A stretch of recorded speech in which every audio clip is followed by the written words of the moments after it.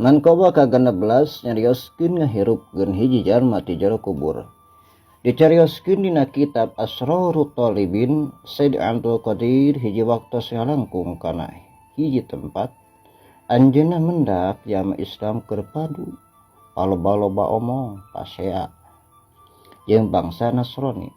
Teras ku Said Abdul Qadir dipariksa sababna papaduaan. Jeung bangsa Islam eta Gusti pa alus-alus Nabi sanggem abdi utami Kanjeng Nabi Muhammad sallallahu alaihi wasallam. Ari sanggem ieu Nasrani utami Nabi Isa.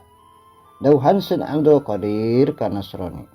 Eta maneh nyebutkeun utami Nabi Isa naon dalilna? Ceuk Nasrani eta Nabi Isa mah tiasa ngahirupkeun jalma anu geus maot. Dauhan Said Abdul Qadir, maneh nyaho kaula lain nabi. Ngan saukur anu anut jeung nyekul agama Nabi Muhammad sallallahu alaihi wasallam. Ceuk Nasrani kan teu nan bae terang mah. Dauhan Said Abdul Qadir, lamun kaula bisa ngahirupkeun anu geus maot, maneh rek iman ka Nabi Muhammad sallallahu alaihi wasallam. Jawab Nasrani kan teu nan pada iman. Dauhan Said Abdul Qadir, coba urang neangan kubur anu geus heubeul.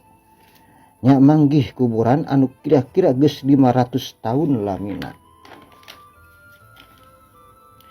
Dauhan Said Abdul Qadir, Nabi Isa ari ngahirupkeun anu geus maot kumaha pokna? Ceuk Nasrani, kum bi idznillah. Hartosna hudang maneh kalawan izin Allah.